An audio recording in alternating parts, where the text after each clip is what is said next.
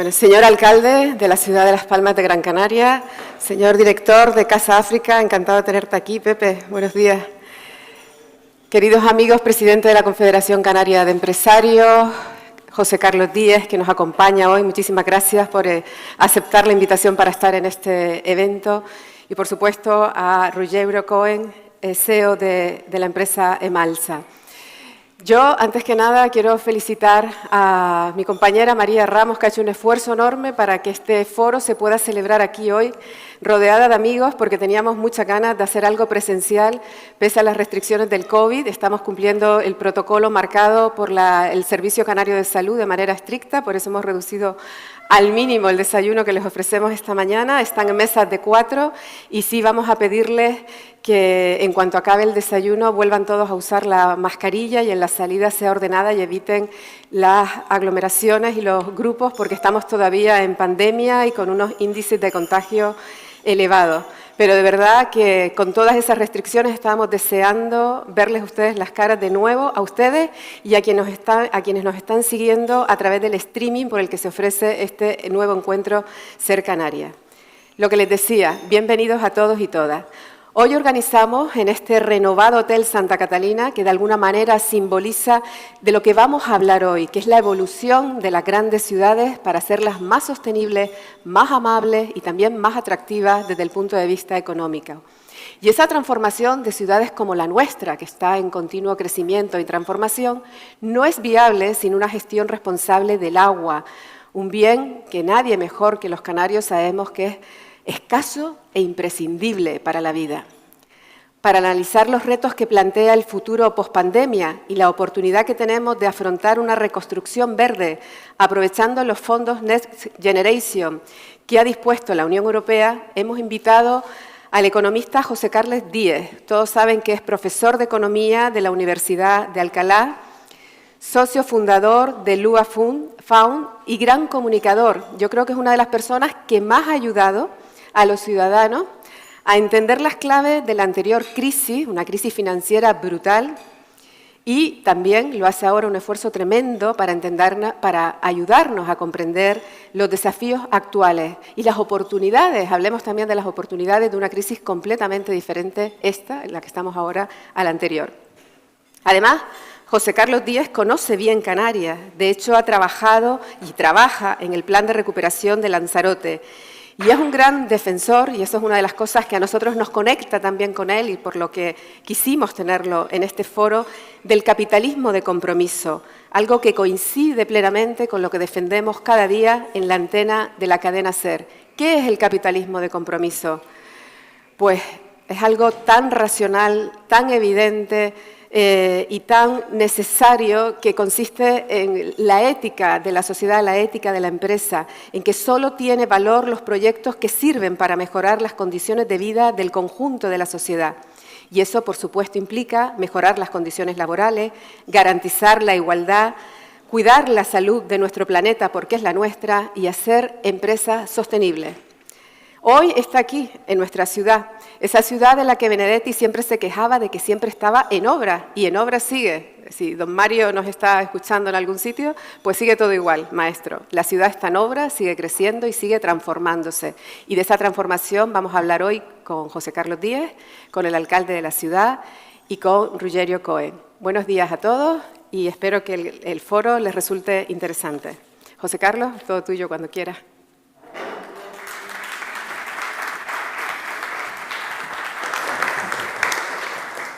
Bueno, muchas gracias a la cadena SER primero por la invitación y a Emalsa y al alcalde por participar en este debate y a todos vosotros por venir. Estoy un poco emocionado, así que voy a hacer una cosa un poco emotiva y luego ya entramos al debate. Yo fui engendrado aquí, no nací accidentalmente en la península, pero mis padres vivían en las Alcarabaneras, al lado del Colegio de La Salle. Estaban trabajando haciendo la fábrica de fosfatos de la Yun y llevaban la delegación de una constructora aquí en Canarias y viví mi primer año de vida aquí. Entonces llevaba sin venir desde la pandemia, entonces ayer me llevaron a Vegueta, estuve allí por la plaza y ¿no? Este hotel maravilloso, así que enhorabuena. Sé que ha sido una crisis durísima durísima. He estado, como ha dicho, llevando el análisis de Lanzarote, he seguido mucho el tema de la economía canaria. Es verdad que Las Palmas, en concreto, tiene una diversificación económica que no tienen el resto de las islas, ¿no? Sobre todo gracias al puerto y la conectividad que da el puerto y un poquito de industria asociada a esa conectividad, pero evidentemente que habrá sufrido la isla más que ningún sitio de la península, por lo tanto, un placer venir aquí y apoyaros en esta fase de recuperación.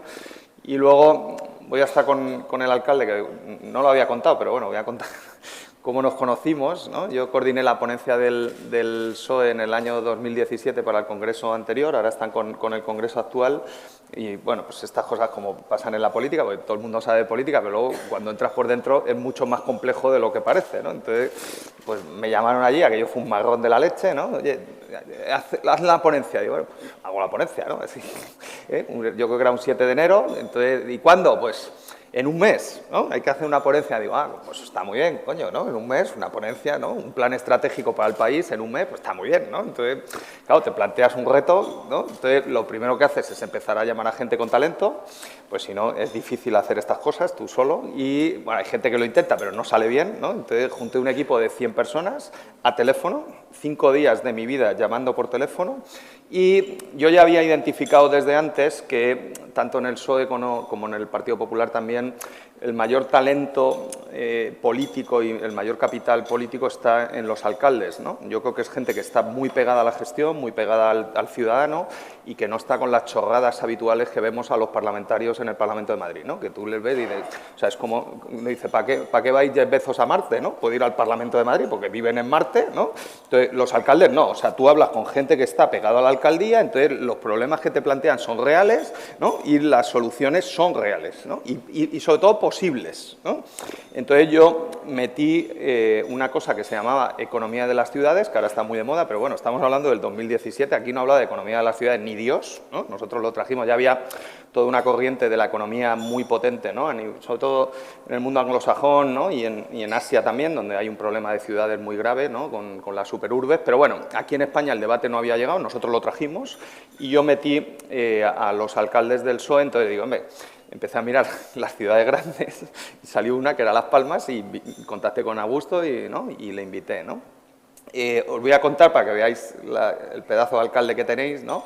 Yo soy profesor de la universidad, entonces, claro, uno no tiene solución, ya es profesor de por vida. Entonces, me planteé aquello como un examen, ¿no? Entonces, yo tenía unos 30 días para hacer un documento que sacamos de 85 páginas y tenía 100 personas colaborando en el equipo, ¿no? Entonces, no es fácil, ¿no? Entonces, hice una cosa muy jodida para los ponentes, que es darles un folio en blanco.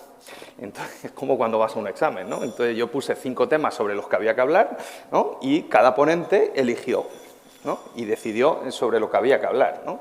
Y Augusto Hidalgo habló solo en la parte de sostenibilidad y economía de las ciudades, ¿no? Es que me he leído lo que me mandó en el 2017 y es curioso porque estamos hablando ya de 2017, yo creo que era alcalde desde 2015. Él definió el plan de ciudad que ahora está ejecutando, porque ayer estuve con su equipo, me estuvieron contando. Básicamente se centró en 3 pilares. Uno era la movilidad. Es una ciudad maravillosa, pero muy desestructurada, con un crecimiento explosivo en la época del franquismo, ¿no? Y con un urbanismo, digamos, mejorable. En el diseño, bueno, no había diseño urbanístico, ¿no? No había leyes urbanísticas y no había diseño de ciudad y, bueno, se crecía, ¿no? Se centró en la vivienda también, ¿no? Una buena política de vivienda en la época de Franco, porque, ¿no? Veníamos de una guerra y de la posguerra que fue durísima, ¿no? Y había un crecimiento explosivo de población, los baby boomers, y había que atender ese proceso de urbanización y se hicieron viviendas, pero bueno, se hicieron viviendas de aquella manera, pequeñitas, ¿no? Viejas, que se han quedado. Entonces ya había un plan de rehabilitación de viviendas y estaba con una parte muy importante todo el tema del agua. Él tenía ya en una isla, el agua es un poco importante, ¿no? Sobre todo en una isla que tiene un poco de éxito en el sector turístico, creo que tenéis, ahora no, pero antes de la pandemia, la isla de Gran Canaria, solo esta isla, tiene más turistas que todo Brasil, ¿no? Entonces, o sea, es un pequeño dato, ¿no? Entonces, claro, tú tienes una presión sobre los recursos tan brutal, ¿no? Que tienes que gestionarla, y el principal recurso es el agua, ¿no? Estamos en un cambio climático, ¿no? Una anécdota que tampoco le he contado a Augusto, que bueno, no daré nombres para no hacer sangre, pero yo, claro, consigues es un milagro, o sea, hacer una ponencia económica, ¿no?, en 30 días, con 100 personas de muchísimo nivel. Hubo gente que no quiso salir, que ni siquiera era del partido ni del PSOE, ¿no?, pero que quiso ayudar al país, pues altos funcionarios de Naciones Unidas, gente que estaba en Asia, gente de Bruselas, mucho funcionario de la Comisión Europea, pero que no quería aparecer, ¿no?, pero fue una ponencia muy potente. Entonces, la parte de sostenibilidad, en vez de sostenibilidad, le llamamos economía circular, ¿no? Entonces, claro, aquí ya llega la política, que Augusto la conoce mejor, ¿no?, y entonces entra la crisis, llega cuando tienes que contarle el plan a los medios, ¿no?, porque los medios, ¿no?, está esto organizado con los SES, son bastante despiadados, ¿no?, es un animal de supervivencia, entonces no perdonan. Entonces tú vas a una rueda de prensa con 40 allí con la escopeta cargada, ¿no?, y en cuanto te equivocas con un guiño, digo, ¡pua!, te pegan 3 tiros, ¿no?, y dices, joder, si solo he hecho un guiño, ¿no? Entonces al político le entra, ¿no?, el tendinitis en el esfínter, ¿no?, y la crisis total, ¿no? Entonces hay que comunicarlo, ¿no? Entonces llega uno, no daré nombres, y dice, yo creo que esto de economía circular no se va a entender, ¿no? Y ya me puse yo un poco serio y me cabré, digo, mira, digo, tío, no te preocupes, digo, dentro de 4 años, ¿no?, todo el mundo va a hablar de economía circular. Entonces, coño, por una vez que el PSOE es adelante, una tendencia, ¿no? O sea, joder, somos trending, macho, estamos aquí, ¿no?, sacando los temas de los que se va a hablar. Bueno, de aquel plan surgió el Next Generation, o sea, todo lo que el Next Generation va a apoyar es lo mismo que el alcalde tenía en su cabeza para la ciudad de Las Palmas en 2015 y que me contó a mí en 2017 y que ya está ejecutando, ¿no? Todo el tema de la Metro Guagua, que es un metro en el exterior, ¿no?, para ponerlo sencillo, ¿no?, no va a resolver todos los problemas de movilidad de la ciudad, pero coño, es una línea de metro. En Madrid todo empezó en la línea 1, ahora tenemos 10, ¿vale? O sea que todo tiene su inicio. Todos los planes de conectividad de los barrios, ¿no?, que yo creo que va a ser más determinante con la Metro Guagua para darle a esa arteria, ¿no?, de verdad una comunicación y articular y vertebrar la ciudad, que no sea orteguiana y de ser desvertebrada. Y luego toda la parte de vivienda de rehabilitación, ¿no? Hoy he estado escuchando al secretario de Estado de Economía, es por donde va el fondo, el Banco Europeo de Inversiones y el Green Deal va por ahí también. Viviendas antiguas que se pueden hacer más eficientes y que se les puede poner unas plaquitas de autoconsumo fotovoltaico arriba para reducir la demanda de electricidad y ayudar a los vecinos y a la gente, sobre todo con gente con menos recursos, para pagar menos por electricidad. Y luego está el tema del agua y ya acabo, ¿no? Es un tema muy querido para mí. Montamos en la Universidad de Alcalá un foro de economía del agua en el 2015. Hemos traído a 8 premios Nobel, 6 premios Nobel de economía a hablar sobre agua a España. Es un tema que en España, ¿no?, en general, sobre todo en el arco mediterráneo, en zona de desertificación profunda y grave, ¿no?, con una de las áreas del mundo más sometidas a estrés hídrico y más afectadas por el cambio climático, pues hay que hablar y hablamos muy poco, ¿no?, y el debate es muy tribal y, ¿no?, entonces, todo es muy complicado, entonces me voy a pelear con los de la otra comunidad, ¿no? Pero bueno, aquí como estáis en una isla y sois ultraperiféricos, el debate es más sencillo, porque aquí o te resuelves tú el agua, ¿no?, o no hay solución, ¿vale? Entonces, o sea, la solución del agua en Gran Canaria vendrá de los canarios, no va a venir nadie, ¿no? Tienes un apoyo de los fondos europeos muy potente y luego yo creo que tenéis una buena empresa. Estuve ayer, vine con los de Marsa y venimos contándome los planes, ¿no? Básicamente, el plan y el fondo por donde va dirigido, que está muy bien enfocado desde Bruselas, ¿no?, no es un fondo de desarrollo de infraestructuras, es un fondo de política industrial y política tecnológica que ayuda a resolver los retos del cambio climático, ¿no? No es lo mismo. Entonces, y el fondo, el objetivo del fondo es crear empleo, ¿no? Es verdad que tampoco es un fondo de recuperación porque va a tardar 6 años en ejecutarse y ha tardado mucho en ponerse en marcha, o sea que no, prácticamente la recuperación ya está. En Canarias la notáis menos porque el turismo internacional no llega todavía, ¿no?, pero en la península estamos viendo datos de recuperación muy intensos, o sea, de hecho hay que poner restricciones otra vez porque, claro, ¿no?, liberas y la gente está como loca, ¿no? Yo el otro día monté un cumpleaños en Alicante y tuve que restringir porque nos iban a meter en la cárcel a todos, pero vino 30 personas desde Madrid. Digo, joder, yo, o sea, tengo tirón, pero coño, es que la gente lo que quiere es fiesta, ¿no? Entonces esa parte la estamos viendo muy, muy intensa. Se ha visto en los datos de junio, y yo creo que los datos de julio de empleo van muy fuertes también. El plan tiene una visión más de largo plazo, ¿no? Entonces, ¿cómo transformas el agua de un reto en una oportunidad, como es el título de la ponencia, para crear empleo. Y sobre todo, que es un problema, ¿no? O sea, si el turismo se os da bien, ¿no? Porque hay que reconocer que a los canarios el turismo se os da bien, ¿no? Igual que a los mallorquines y a los de las Baleares, ¿no? O sea, hay pocos casos de éxito tan brutales en el mundo de turismo como este, ¿no? De dónde veníais en los años 60 y dónde estáis, ¿no? Yo creo que no hay ningún caso de éxito tan intenso, ¿no? El turismo se os da bien, los salarios no se os da bien, ¿no? O sea, tenéis una tasa de paro con un nivel de ocupación máxima en el 19 del 20%, por lo tanto, es evidente que solo con turismo no se puede hacer un plan de desarrollo para Canarias, es imposible, bueno, está demostrado, ¿no? O sea, con máximo de ocupación, 20% de paro, ¿no? Y luego, pues tenéis unos niveles de salarios y de precariedad desproporcionados, ¿no? O sea, cuando miras los indicadores de la encuesta de condiciones de vida, lo de Canarias es un drama, ¿no? Es verdad que el tema de renta por habitante y de salario medio, ¿no? Condiciona mucho el coste de la vida y hay que corregirlo, pero cuando miras los indicadores cualitativos de, ¿no?, cuántas personas no pueden irse de vacaciones, cuántas personas no llegan a fin de mes, cuántos niños no tienen calzado suficiente para ir al colegio, cuántos niños no tienen alimentación suficiente para ir al colegio, cuántos niños no tienen sitio en la casa para estudiar, lo cual los condena al fracaso escolar y los condena a ser pobres de por vida, ¿no? Los datos de Canarias están desproporcionadamente altos, ¿eh? No sé si miráis esos indicadores, pero yo creo que es donde el Next Generation quiere llegar, ¿no? No solo se trata de crear empleo, se trata de qué tipo de empleo crean, ¿no? Entonces, claro, si tú tienes un modelo turístico que compite con el Caribe y con Turquía y con Túnez, pues tendrás los salarios de Turquía y de Túnez, porque si no, no da, ¿no? Si tienes que ir a precios competitivos en un tour operador para poner, ¿no?, la oferta en Londres, los precios relativos son determinantes, ¿no? Entonces, tienes que hacer, y lo estáis haciendo ya, ¿no? Yo creo que el sector turístico estáis haciendo unos hoteles maravillosos, ¿no? Y ese modelo está pivotando hacia un modelo de menos turistas, ¿no?, con más gasto por turista medio, con mejores salarios y más empleo y mejor margen para las compañías, ¿no? O sea que hay que reducir la presión sobre las playas y meter menos turistas con más calidad, ¿no? Yo creo que eso es un proceso que espero que después de la pandemia también continúe y que se haya visto las vulnerabilidades del modelo anterior, ¿no?, y la excesiva dependencia. El tema es cómo buscas modelos alternativos, ¿no?, de sectores donde se pueda crear empleo de manera estable aquí, especialmente empleos que desde aquí luego puedan prestar servicios o vender bienes en el exterior, ¿no? Yo creo que esos son los empleos que busca el Next Generation.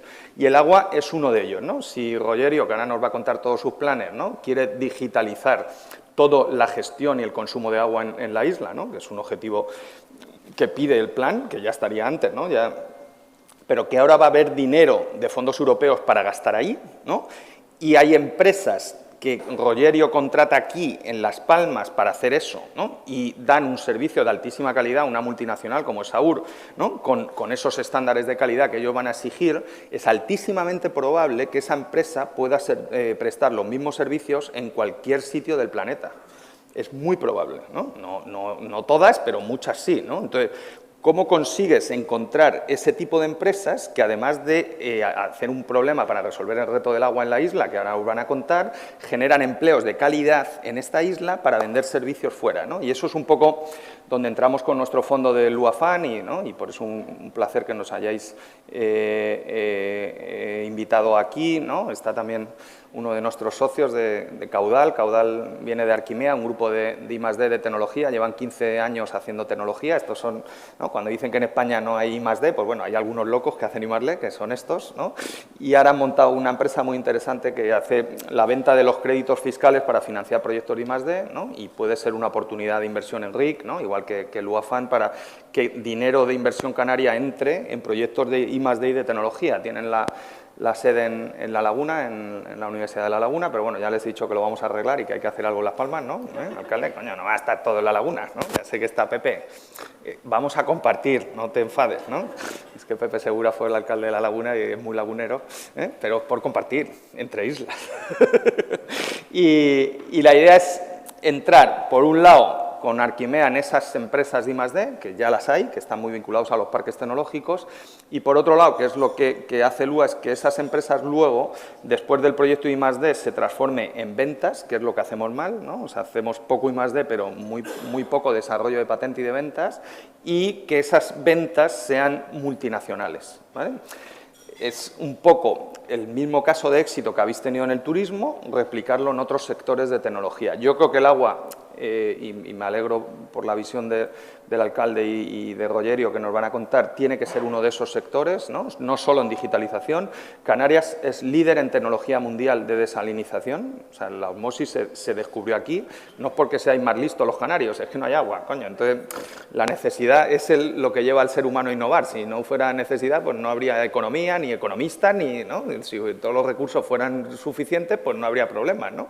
Entonces, cuando no tienes agua, pues te buscas la vida para tener agua, ¿no? Entonces, ese tipo de tecnología, Rogerio lo conoce bien, ha trabajado por todo el mundo, ¿no? Es una persona con mucha experiencia en el sector del agua. Somos líderes tecnológicos de agua en el mundo. No nos gusta contarlo, pero ¿no? Hay cosas que hacemos bien, y una es el agua, y los israelitas, que son más listos que nosotros, ¿no? Porque son los judíos que nosotros echamos en 1492, ¿no? Los israelitas vienen a España a copiar tecnología y luego la venden como propia, pero es nuestra, ¿no? O sea, yo me veo con los israelitas que me vienen a vender agua, digo, tío, pues eso lo hacemos aquí, ¿no?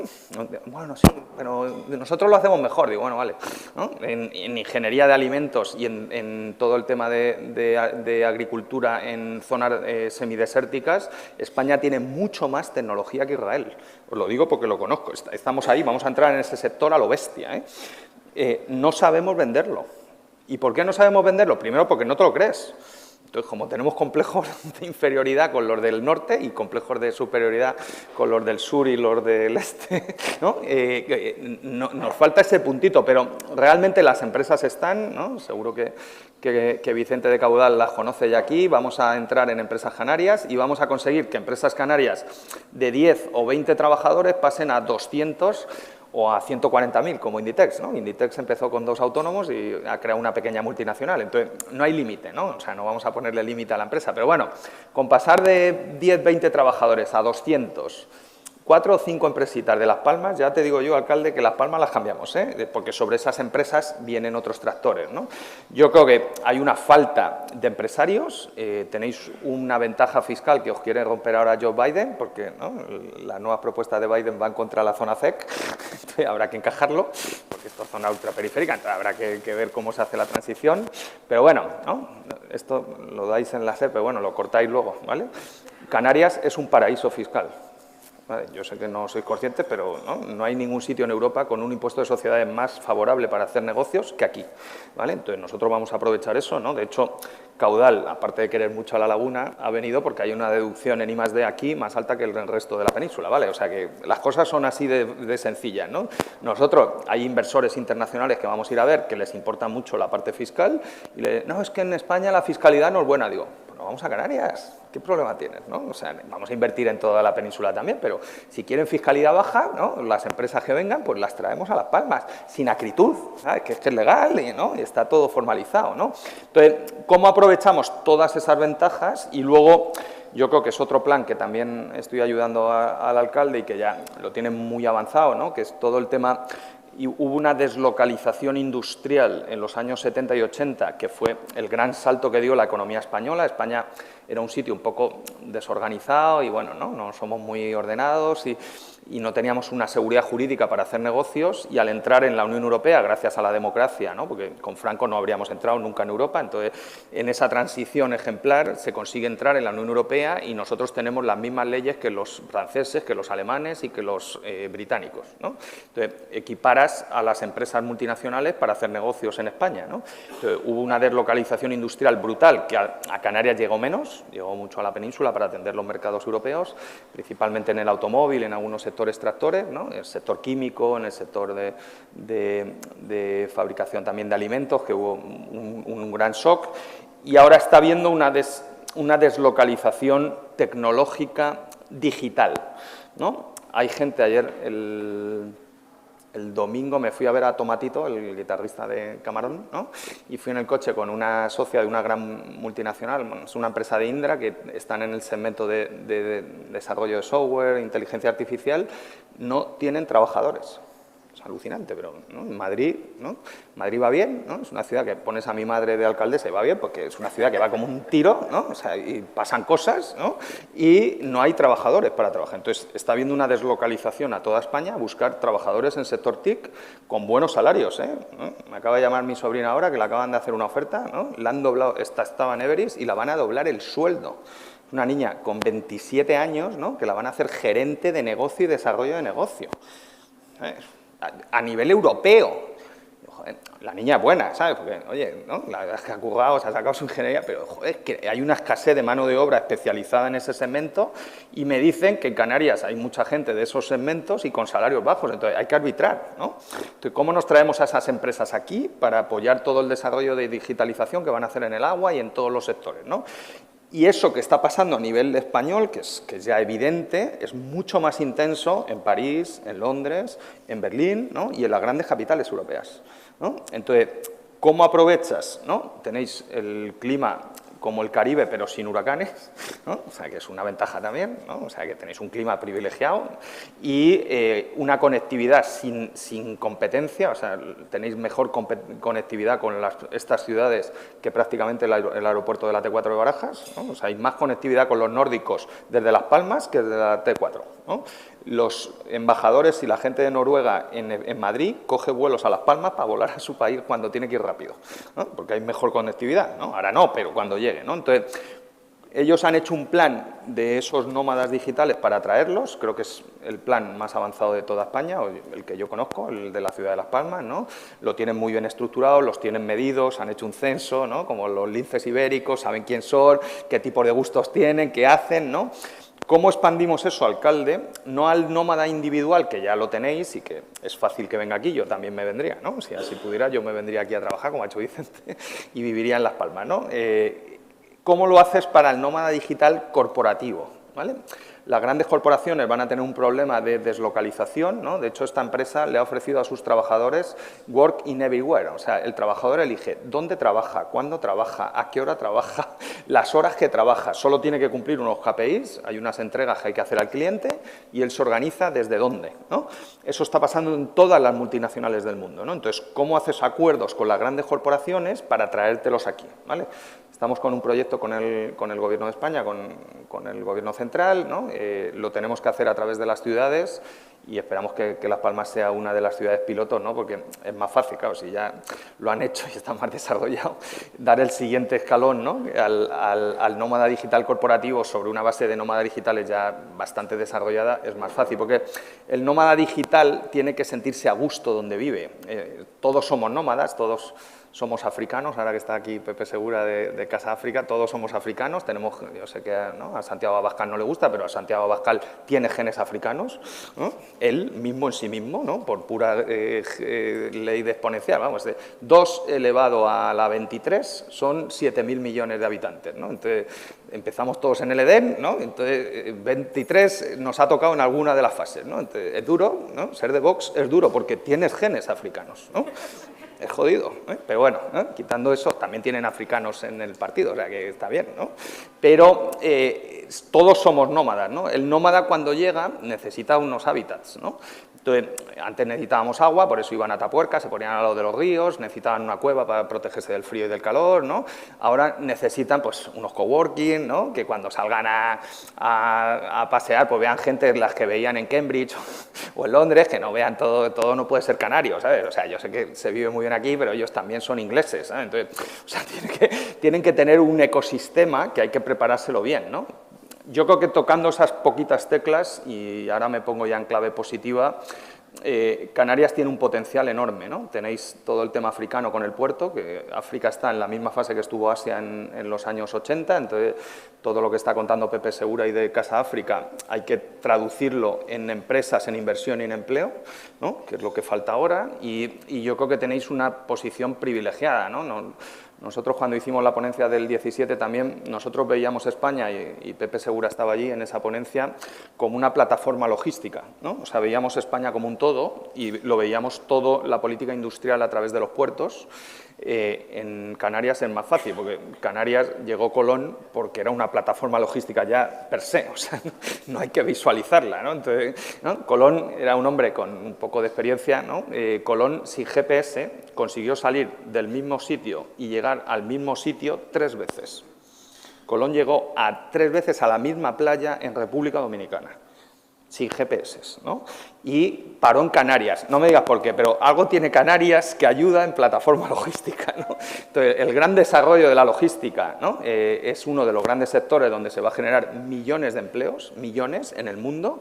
Todo el tema del transporte, va a haber mucha innovación y mucha tecnología en el sector logístico vinculado al puerto. Puede haber empresas que estén dando servicios a Asticán que ya pueden ser empresas LUA que pueden saltar a hacer el gran salto, ¿no? Y luego, por acabar, ¿qué falta, ¿no? Pues Colón, ¿no? Que todavía no se sabe ni de qué país era, porque ahora dicen que es portugués o italiano, no sé, pero bueno, era un genio, ¿no? El tío era un genio, ¿no? El único que le puso la pasta a Colón fueron los castellanos, ¿no? Que otras cosas no hacemos bien, pero lo del capitalismo se nos lo dio bien. Nosotros inventamos las finanzas modernas, eran judíos, luego les echamos, pero bueno, ¿no? En Medina del Campo, en el siglo XIII, o sea, en 1200, había un mercado organizado de letras de cambio. Lo mismo que hacéis ahora con los bancos para descontar una factura y un cheque, ¿no? Esto lo hacían los judíos en Medina del Campo en 1200. O sea, en Wall Street no había ni Wall, o sea, ni Street, o sea, no había ni indios. O sea, en Wall Street había patos, ¿no? O sea, en 1525 en Medina del Campo había un mercado organizado de deuda pública. O sea, se compraba y se vendía deuda pública del gobierno español, ¿no? Y ya impagaban la deuda, que nosotros les enseñamos a los argentinos a impagar deuda, ¿no? Hemos hecho 200 default, por eso había un mercado organizado, porque no se fiaban de los reyes, ¿no? Se lo gastaban en guerras y en todo lo lío. Bueno, Colón consigue hacer el viaje a América porque un visionario, que es el cardenal Cisneros, que es un hombre que está poco reconocido en España, que fue fundador de mi universidad, que mi universidad es patrimonio de la humanidad, igual que La Laguna, por crear el primer campus universitario de la historia, ¿no? Hasta entonces las universidades eran muy religiosas y vinculadas a la Iglesia, todas asociadas al Camino de Santiago, en la Orden del Cister, del Cluny francés, todas con los mismos plantas. O sea, había un arquitecto que era Claravel, que lo visionó, ¿no? Y hacía los conventos iguales, y de repente inventan la imprenta y el cardenal Cisneros dice, coño, pues ya no hace falta ir a los monasterios de Silos a hablar, ¿no? Que se vengan aquí, traemos los libros y desde aquí escribimos los libros y los llevamos a cualquier sitio del mundo. Un poco lo que está pasando con los nómadas y el cambio de Internet, ¿no? Pero a lo bestia, ¿no? O sea, el de Internet es más intenso que el del cardenal Cisneros, ¿no? Entonces el cardenal Cisneros juntó a todos los conventos en la misma ciudad, creó la nueva ciudad de Alcalá, que es una ciudad romana, Complutum, de Complutense viene de Alcalá, y sobre la nueva ciudad construyó el primer campus universitario. Bueno, pues en el Palacio Arzobispal, que todavía sigue en pie, que está al lado de mi facultad, yo desde mi despacho veo el palacio, juntó a Isabel la Católica con Colón, ¿no? Y Isabel la Católica le puso la pasta para la exploración. Claro, ¿no? Hay que hacer un capitalismo comprensivo, ¿no? y de compromiso, pero el capitalismo sin capital no funciona, ¿no? Entonces, claro, si en Canarias, en toda España, ¿no? Pero bueno, aquí en especial, ¿no? Todo el ahorro se canaliza hacia los hoteles y hacia el ladrillo, pues tendréis hoteles, ladrillo, alta tasa de paro y bajos salarios, ¿vale? Esto ya sabemos, porque ya lo sabemos de antes de la pandemia, ¿no? Si empezáis a canalizar un poquito, o sea, ¿no? Vamos fase a fase, ¿no? Un poquito al I+D, ¿no? Como hace Caudal, ¿no? Pues tendremos empresas tecnológicas con ingenieros bien pagados y mejores salarios, ¿no? Es un poco el cambio disruptivo que os estamos planteando aquí, que es lo mismo que hizo el cardenal Cisneros, ¿no? Con Colón y la Isabel la Católica en 1492, o sea que tampoco, ¿no? Si el condestable de Castilla, ¿no? Se hizo rico y noble, como toda la nobleza española, siendo mercenario, ¿no? Era un don nadie, ¿no? Se hizo guerrero, recuperó terrenos a los árabes y ganó el terreno y lo hicieron conde o duque, ¿no? Que es como se hicieron toda la nobleza española, ¿no? El tipo se hizo el lobista con el Vaticano. Hasta el rey tenía que interlocutar con el condestable para llegar al Vaticano, ¿no? Y se hizo multimillonario. Se gastó toda su fortuna en el Palacio del Cordón en Burgos y una capilla en la catedral, ¿no? Si hubiera metido la mitad ni más de en caudal, hoy seríamos Noruega, coño, ¿no? Entonces, coño, que lo del ladrillo no viene de muy atrás. Entonces, con un poquito de esfuerzo que hagamos, ¿no? Por ejemplo, ¿no? Alcalde, y no sé si hay alguien del Gobierno de Canarias, Pepe, tú que les conoces, ¿no? Simplemente, ¿no? Tenéis una zona RIC, que yo creo que ha funcionado muy bien y es una de las claves del desarrollo económico de Canarias, ¿no? Y de toda la reinversión exenta, ¿no? Si en esa zona RIC se ponen KPIs de objetivo para entrar en caudal, que ya es posible en el mecenazgo tecnológico, y en LUA y en este tipo de... y en otros fondos, ¿no? No solo en el mío, vamos, que yo no estoy hablando aquí solo... En este tipo de fondos, ¿no? Para cambiar esas empresas y transformarlas, yo os digo que dentro de 10 años me invitan los de la SER y decimos, mira, ¿no? Como hicimos con Augusto, había un plan y se ha cumplido. Entonces, hay más empleo, hay mejores salarios, ¿no? Tenemos el agua mejor, hacéis otra desalinizadora, ¿no? Hay que resolver todo el tema también de poner un poco de orden en las tarifas y en toda la parte, porque claro, hacer capitalismo y de inversión sin precios pues es complicado, o sea que hay que ordenar todo un poquito y poniendo un poquito de orden, yo creo que Canarias tiene un potencial enorme, pero evidentemente si volvemos a hacer lo que hacíamos hasta el 19, pues bueno, pues tendremos tasa de paro del 20% y salarios precarios, eso lo sabemos, ¿no? Entonces vamos a cambiar, ¿no? Yo sé que el cambio cuesta, ¿no? Somos humanos, pero el ser humano es el animal racional, pero primero animal que le cuesta, pero que se adapta al entorno. Al resto de animales les cuesta un poquito más, así que a ver si lo conseguimos. Muchísimas gracias por la invitación y deseando aprender aquí de agua. Muchas gracias.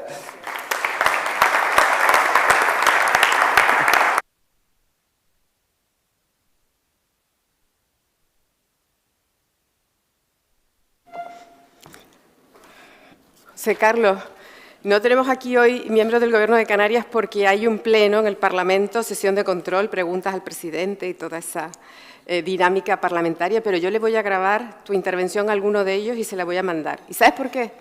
Porque eso que defiende, está aquí mi directora de contenidos, Marta Cantero, lo hablamos mucho en la radio, llevamos mucho tiempo defendiendo y dando voz a empresarios que tienen otras ideas para diversificar la economía y nos irrita muchísimo el menosprecio de la clase política a todo aquello que salga del binomio turismo-construcción, ¿no? Que desde departamentos importantes de la Hacienda Canaria, todo lo que salga fuera de ese binomio turismo-construcción se menosprecie. Y nos irrita mucho porque creemos que esta diversificación es absolutamente necesaria en Canarias para evitar algo de lo que tú has hablado y que nosotros tratamos muchísimo también, y es el éxodo de todo el talento, el éxodo de todas. Tenemos 2 universidades punteras en ciencias y resulta que la gente se tiene que ir de Canarias a trabajar porque, claro, si te dedicas solo al turismo y la construcción, pues ese empleo más profesional, nuestros ingenieros, nuestros investigadores tienen que irse fuera, ¿no? Así que grabaremos tu intervención, te traeremos nuevamente, espero, y seguiremos insistiendo en antena porque creo que ese es el camino de Canarias y que ahora tenemos posibilidades de desarrollarlo. Ahora me toca presentarles al alcalde de la ciudad, que no necesita ningún tipo de presentación porque está en el ecuador de su segundo mandato, 6 años al frente de una ciudad. José Carlos Díez ha hablado de algo que hoy no estamos hablando aquí, pero que tratamos a diario en la SER, y es esa fotografía social de Canarias, ¿no? Todas esas tasas que a nosotros nos abochornan tanto porque no conseguimos remontar. Y aunque estemos hablando hoy de aquí, de esa Canarias, de esa capital, cuando hablamos de la capital hablamos de Canarias porque esta es la ciudad más importante de Canarias y han hecho referencia varias veces a la procedencia lagunera de Pepe Segura, pero Pepe Segura es vecino de las canteras y está ya integradísimo aquí, ¿no? Como estoy yo también en Tenerife.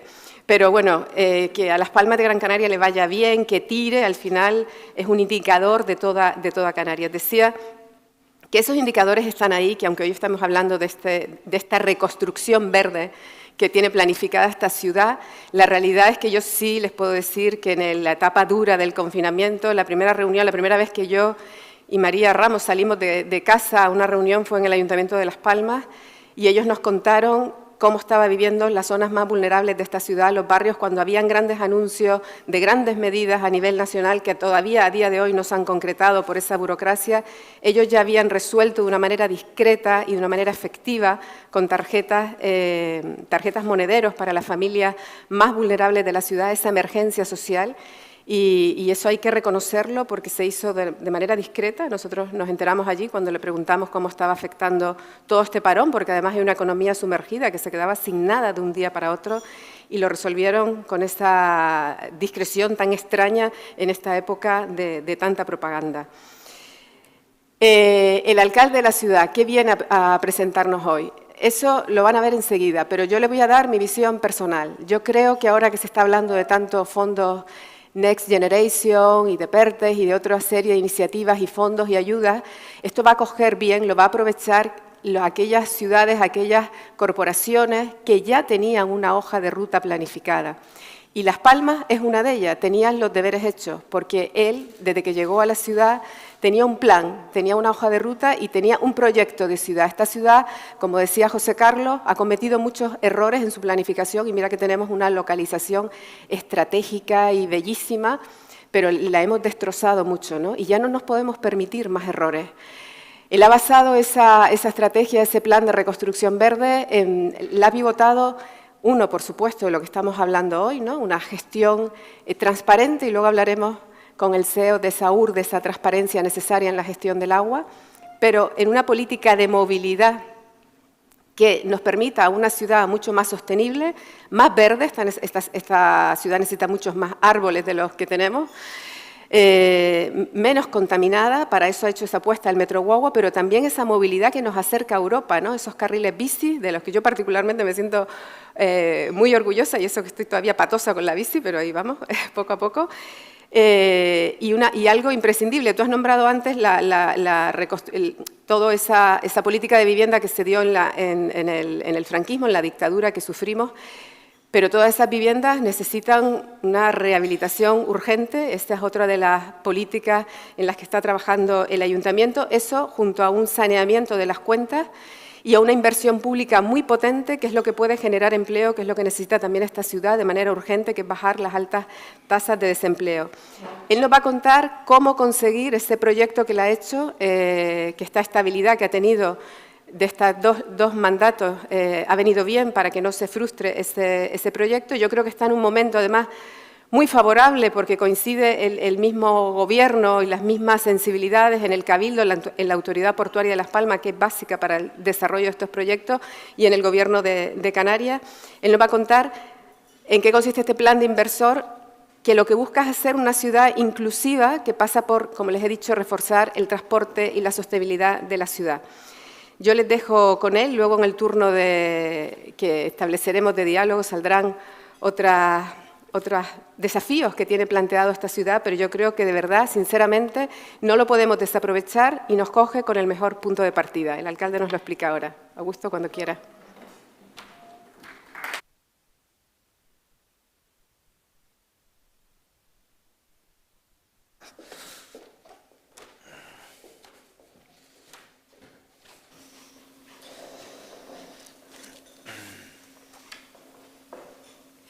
Los mercados se hundieron, el desempleo se disparó y entonces recordamos que la economía está para servir a la sociedad y no al revés.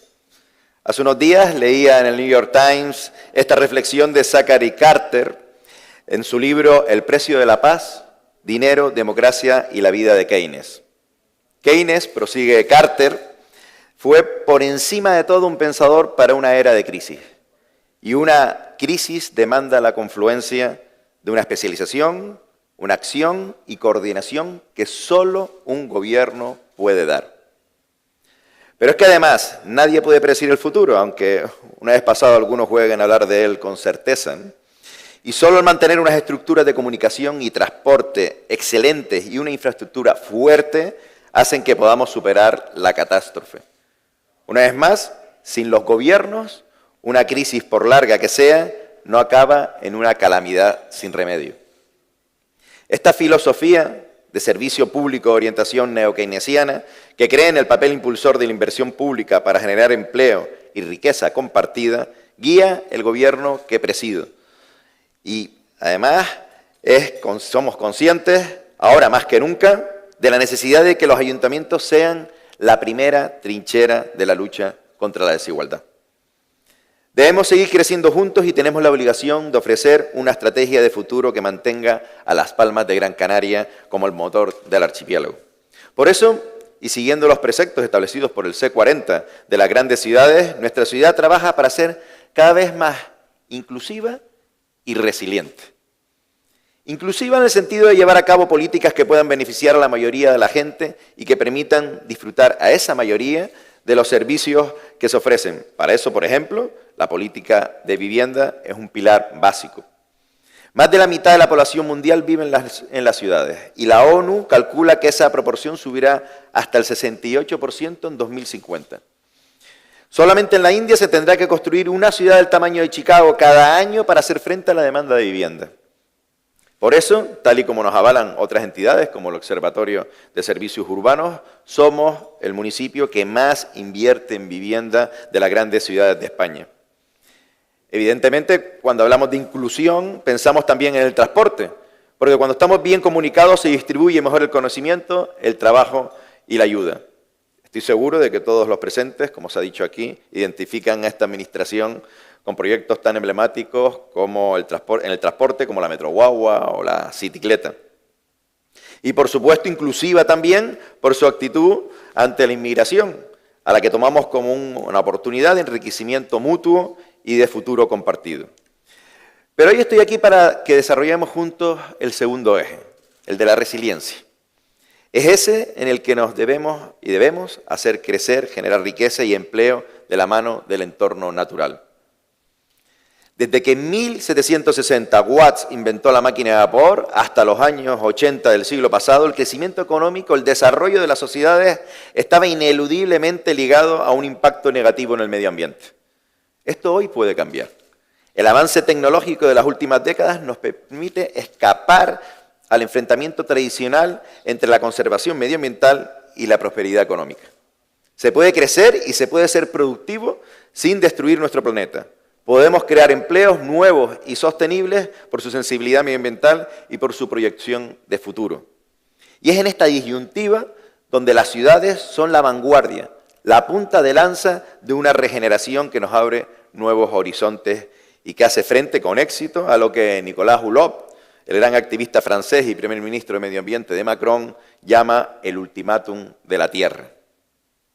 Bajo esta filosofía y con la responsabilidad de que las ciudades cumplimos un papel histórico como motor de cambio, diseñamos el Plan Horizonte Verde, una estrategia integral con un doble objetivo, la lucha contra el cambio climático y el impulso del empleo mediante la transformación a una economía verde.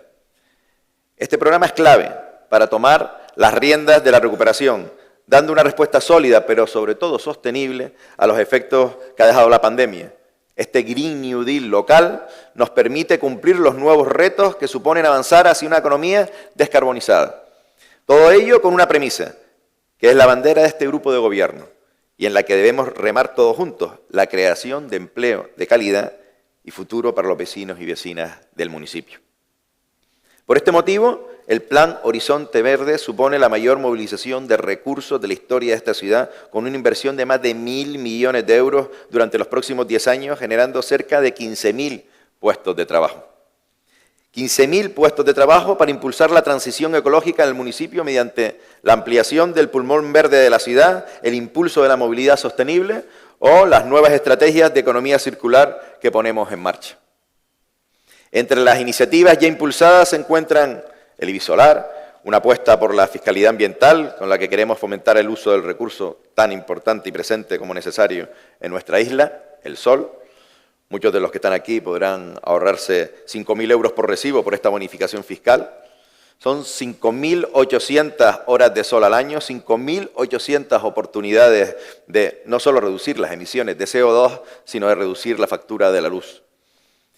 Las Palmas de Gran Canaria avanza en la vanguardia de la Unión Europea trazando un sendero azul y verde hacia el futuro. Por ello, hemos presentado cerca de 300 proyectos valorados en 1.200 millones de euros a la primera convocatoria de los fondos Next Generation. Pero ese es solo el primer paso, porque como hemos hecho siempre, continuaremos tocando las puertas de todas las instituciones y al sector empresarial para que la transformación de nuestra ciudad se consolide. El grueso de esas inversiones se concentrarán en las infraestructuras hidráulicas, en las que, por importancia, permítanme que dedique los últimos minutos de mi intervención. Para toda una generación de canarios que crecieron entre restricciones de suministro, viendo cómo el agua entraba en casa 3 veces en semana, la financiación y el desarrollo de infraestructuras hídricas siempre ha significado para nuestra tierra una oportunidad de prosperidad y progreso. Por eso, uno de los ejes centrales de nuestra estrategia de presente y futuro gira en torno a nuestro recurso fundamental, el agua. La financiación y el desarrollo de estas infraestructuras supone para nuestro grupo de gobierno un nuevo hito en el proyecto de una ciudad del siglo XXI. Con este proyecto, junto a Malsa, hemos puesto en marcha una estrategia de modernización que incluye no solo la mayor transformación de la red, sino el establecimiento de una filosofía para hacer más sostenible el consumo. Todo ello en línea con la directriz marco del agua y los objetivos de desarrollo sostenible. Así establecemos el primer reglamento de vertidos de la ciudad y a la vez impulsamos una reforma justa social y medioambientalmente en la que se paga solo por lo que se consume. Como nos recuerda Peter Drucker, la obligación de un director es hacer que las cosas sucedan y no simplemente tener una idea escrita en un papel que puede quedar guardado en el fondo de cualquier cajón de la administración pública. Por eso, hoy aquí les presento un verdadero plan de negocio conjunto, una oportunidad de partenariado público-privado que mira hacia un horizonte verde de esta ciudad, generando a la vez riqueza compartida, el Plan de Infraestructuras Hidráulicas. Tengamos en cuenta que, como se ha dicho, en España es una potencia exportadora de la fabricación e innovación de infraestructuras hídricas, un sector que genera 9.000 puestos de trabajo directo y 20.000 indirectos cada año. Esto es lo que queremos para Las Palmas de Gran Canaria.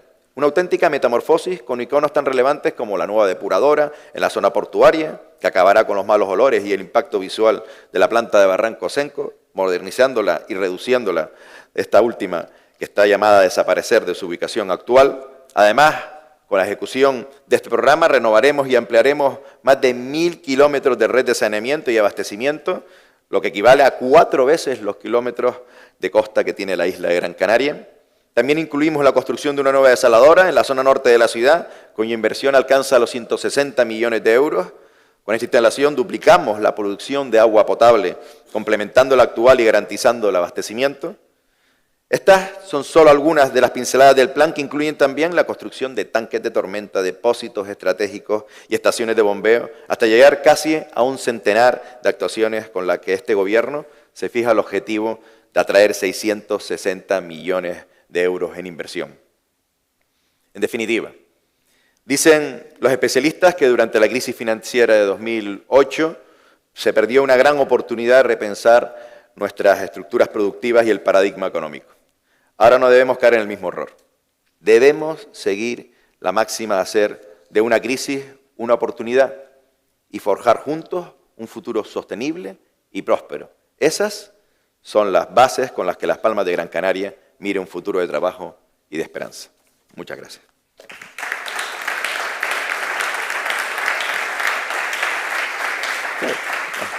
¿No se me queda?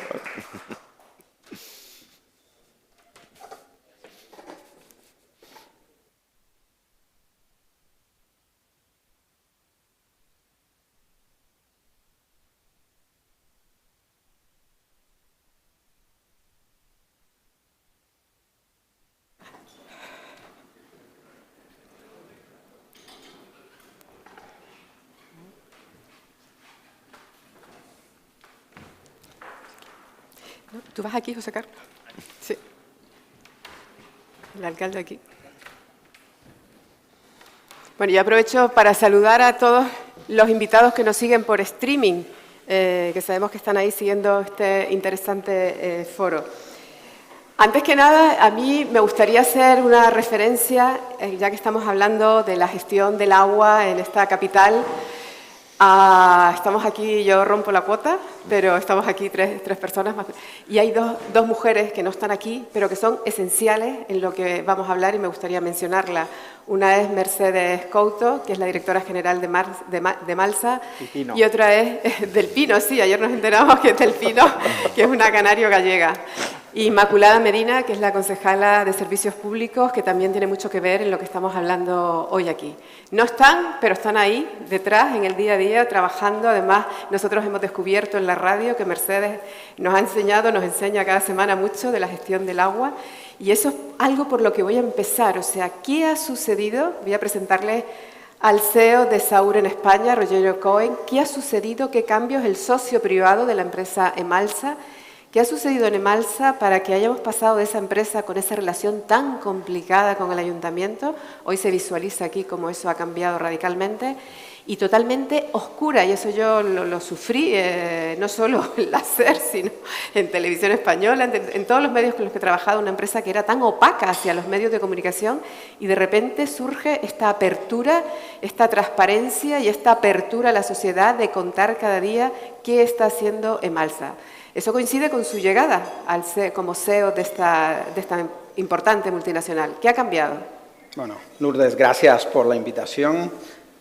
También recordar, yo no he nacido en Canarias, pero he vivido 4 años muy intensos aquí en la última crisis, del 2012 al 2015, y aprendí mucho de lo que es la gestión del agua en la isla, que es un ecosistema que realmente es muy resiliente porque no hay agua en la isla. Lo que ha cambiado, yo creo que es el sentido común. La gestión del agua, hay 2 parámetros importantes que tiene que estar en el día a día. Primero es la colaboración público-privada. Es un recurso que tiene un componente público y luego también hay una gestión eficiente que tiene que aplicar.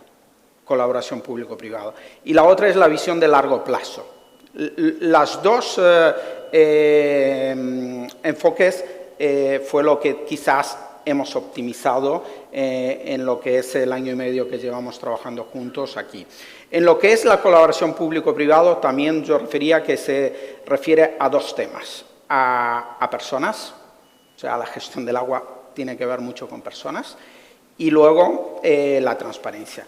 Las personas, pues los técnicos de Emalsa, vuelvo a decir, llevan aquí más de 50 años o más de 100 años cuando empezó el abastecimiento del agua en Las Palmas. Sigue estando los mismos técnicos, los mismos gerentes en la empresa, pero yo creo que las personas, el poder conocer lo que es la gestión de un recurso que implica la participación público y privado es lo que sí ha cambiado, asociado a la transparencia.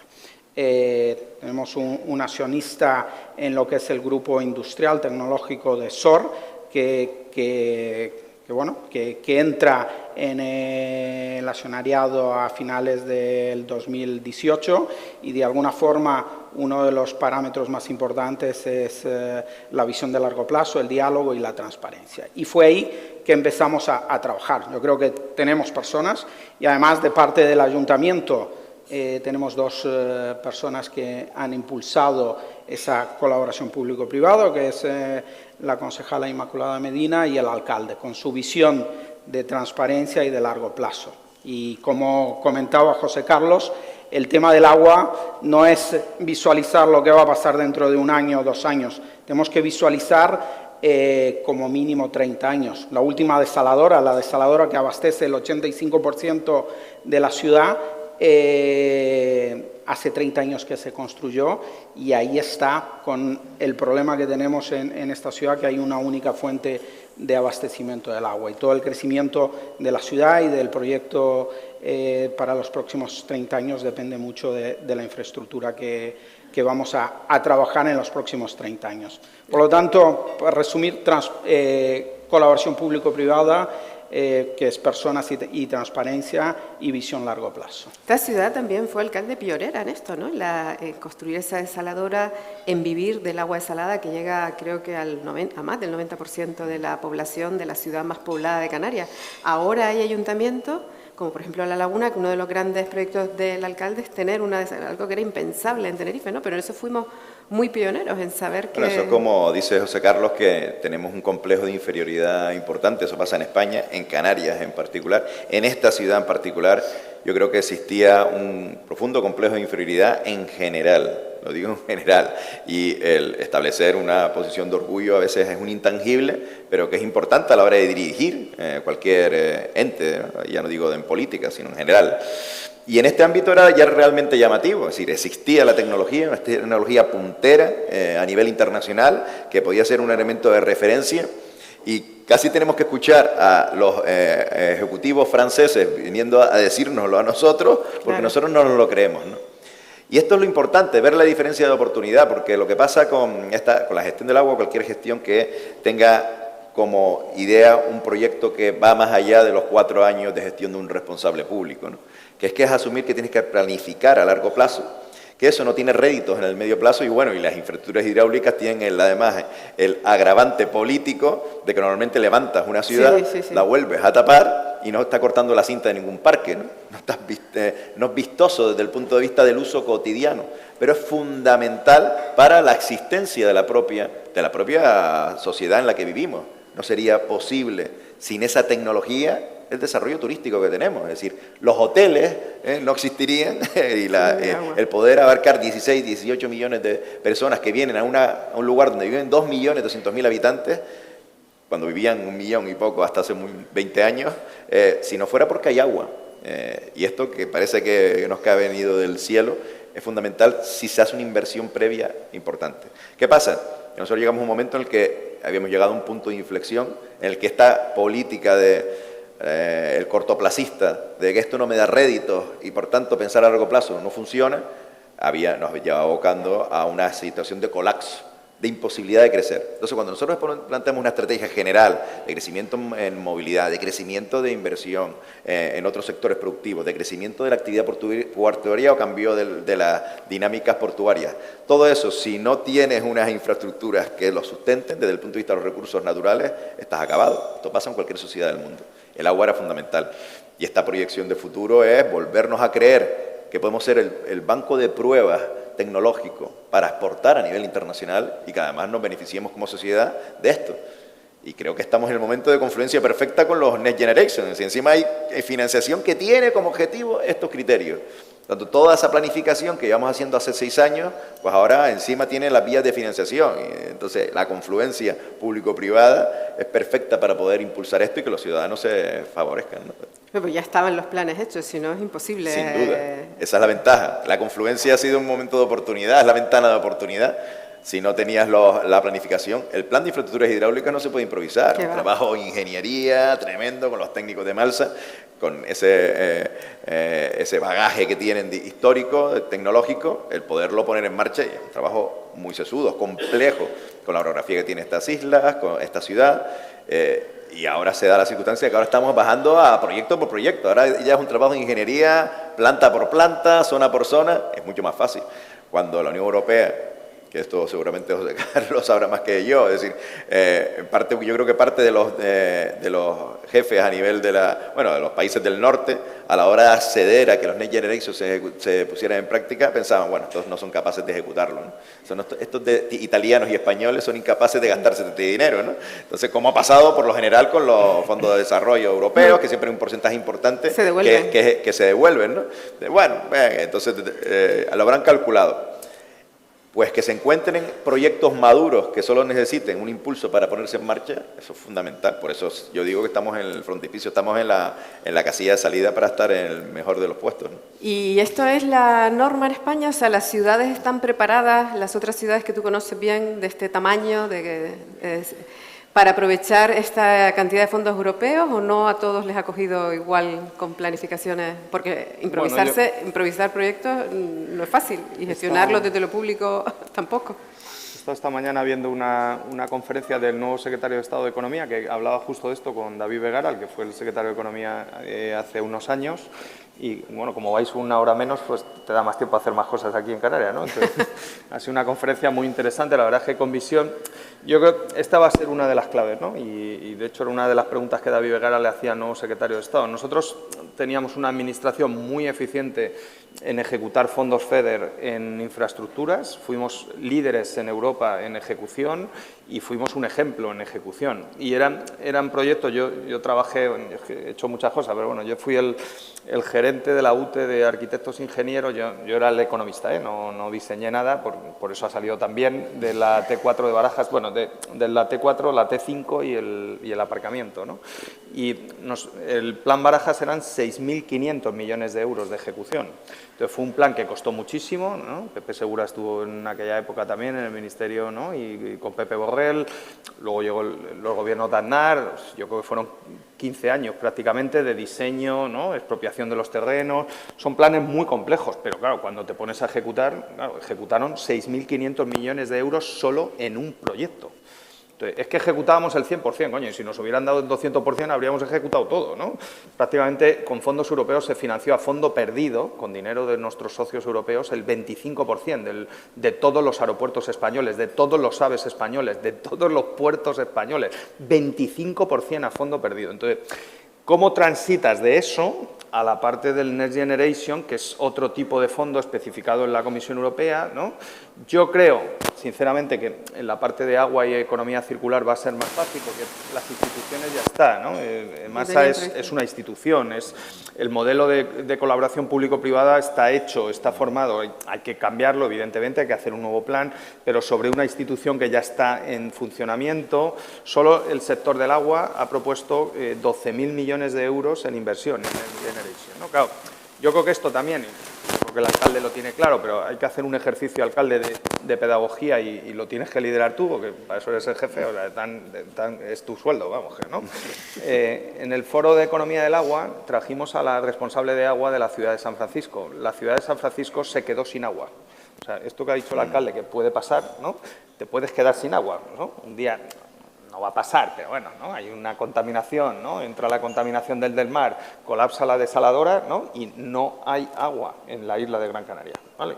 No va a pasar, pero bueno, si pasa, hay que tener un plan B, ¿no? Eso es el Next Generation, ¿no? Yo creo que en eso está pensando, ¿no? Cómo te enfrentas a un reto de cambio climático con una escasez de agua, cada vez llueve menos, cada vez se evapora más y cada vez los procesos climáticos son más violentos y más, ¿no? más volátiles. Entonces, llueve mucho menos y llueve peor, porque llueven inundaciones, ¿no? Entonces, ¿cómo te apoyas en toda esa tecnología? Entonces, yo creo que en la parte esta vuestra del agua, creo, no, vosotros conocéis mejor, se va a ejecutar, va a haber mucho dinero y va a llegar un momento que no saben en qué ejecutar y va a entrar al agua, y aunque no salgas en las fotos, da igual, no vas a perder los fondos, ¿no? Y si los proyectos están, pues evidentemente yo creo que eso va a ser fácil. Me preocupa más en la parte de digitalización, que en el agua lleva un componente importante, pero que al tener una empresa privada o público-privada lo puede hacer directamente, ¿no? La mayor parte de los funcionarios españoles son analógicos, pero no por gusto, por edad. Claro. O sea, es que naciste analógico, entonces tienen que ser nómadas digitales, ¿no? O sea, tienen que transitar de lo analógico a lo digital. Yo creo que ese cambio de mentalidad del funcionamiento, hay que gastar mucho dinero en formación, ¿no? En involucrarles en el proceso, y en el que estén involucrados va a ser lo más complicado, ¿no? En el caso vuestro no. Ahora mismo, o sea, tú tienes esto que hablamos de la nube, que no sabemos para qué sirve, ¿no? Bueno, sabemos que sirve para ver películas en Netflix, que está muy bien, ¿no? Pero tú tienes la gran revolución, ¿no? Asociada a Internet es lo que es el uso y la usabilidad de los datos, ¿no? Primero, en capacidad de acumulación de datos, en hardware, ¿no? El desarrollo ha sido sin precedentes en la historia de la humanidad, o sea, lo que ha pasado desde los años 60 aquí no tiene precedentes.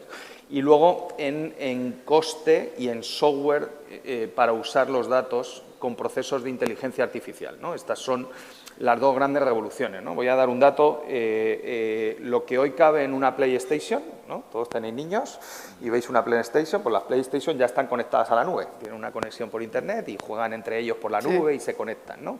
Lo que hoy cabe de memoria en una PlayStation, ¿no? Es lo que tenía antes IBM, que podía estar en todo este hotel, o sea, tenías que poner, ¿no?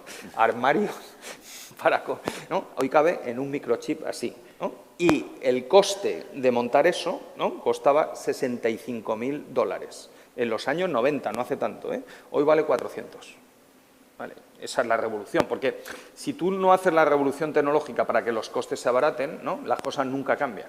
O sea, solo con satisfacción moral y diciendo que amamos el agua y el planeta como Greta Thunberg, no vamos a cambiar esto, ¿no? O sea, Greta hace su labor y hay que concienciar y hay que hacer pedagogía, pero Greta no va a cambiar esto, lo van a cambiar los ingenieros y los modelos de negocio que abaraten los costes, ¿no? Hoy ponemos placas y sale la deducción fiscal que ha hecho el alcalde, ¿eh? También por romper un poco el paradigma, ¿no? La izquierda baja los impuestos, ¿eh? O sea, lo que ha hecho el alcalde es bajar los impuestos, ¿no? Que estamos todo el día, ¿no? O sea, te dan una deducción fiscal y pagas menos IBI, es que es una bajada del IBI, ¿no? Por decirlo así sencillo, eso funciona porque la placa es viable y no necesita subvención, como pasaba hace 10 años. Hoy es más barato, con una placa fotovoltaica que dura 20 años, el coste de generar 1 kilovatio es 4 céntimos y conectarte a la red está entre 15 y 25, ¿no? ¿Por qué te pones placas? Porque es más barato. Si encima te dan una deducción fiscal, lo haces más rápido y lo fomentas, ¿no? Solo diciendo amo el sol no lo vas a hacer, lo vas a hacer con placas más baratas, ¿no? Entonces, eso hay que hacerlo en el agua y en todos los sectores, ¿no? ¿Qué te permite la revolución del dato? Que conectarte a la nube con esa capacidad de datos, ¿no? Costaba un terabyte prácticamente otros $60.000 en los años 90, hoy cuesta 10. O sea, es que, ¿no? Yo tengo 1 terabyte o 10 terabytes con Google y es que no cuesta nada conectarte a la nube, ¿no? ¿Qué te permite eso? Acumular una cantidad de datos y procesar una cantidad de datos infinita con sistemas de software programados y sistemas de inteligencia artificial. ¿Qué puede pasar en el agua? Y lo contará Rogerio mejor, pues que si digitalizas todo, o sea, hay que pasar de lo analógico a lo digital. No puede ser que, ¿no? Yo para sacarme mi tarjeta sanitaria, ¿no? Que me van a dar un certificado digital para venir a Canarias, me piden una fotocopia del DNI. Coño, no puede ser, ¿no? Pero me ha pasado el miércoles pasado, ¿eh? No puede ser, ¿no? Estoy en Madrid, que no es de Canarias, vamos, ¿no? ¿Somos digitales o somos analógicos? Pero todo a la vez no puede ser, ¿no? Bueno, tú digitalizas todo el sistema de circuito integral de agua de la ciudad de Las Palmas, ¿no? Puedes digitalizar todo, desde la desaladora, el agua que entra, los acuíferos, el agua que está en todos los ríos, ¿no? Y con todo ese volumen de datos, ¿no? Primero, se pueden hacer sistemas de modelización, que ya los tienen seguro en Saur y en Gestagua, de evitar averías. Entonces, cuando va a pasar una avería y dejas a un barrio durante 3 días sin agua, ¿no? El sistema la puede anticipar y evitarla, y si no la anticipa, la puede gestionar en vez de en 3 días, en 3 horas, ¿no? Eso es lo que ayuda a la inteligencia artificial. Para eso van a invertir todo el dinero que van a invertir. Y 2, que yo creo que es por donde ha ido Rogerio con buen criterio, esos modelos de inteligencia artificial te ayudan a diseñar la planificación estratégica de en qué invertir y cómo invertir y priorizar, ¿no? Hay un montón de infraestructuras muy antiguas, la desaladora es de 30 años, pero ¿no? Desde el año 2010 dejamos de invertir en agua en toda España, en Canarias también, porque ha habido una crisis. La crisis fiscal va a volver con más intensidad, yo creo que no lo han contado, pero bueno, ahora estamos en la fase dulce donde la Comisión no pide ajustes y donde el BCE compra deuda, pero eso va a acabar, no sé cuándo, ¿no? Espero que en el 23, o sea, no el año...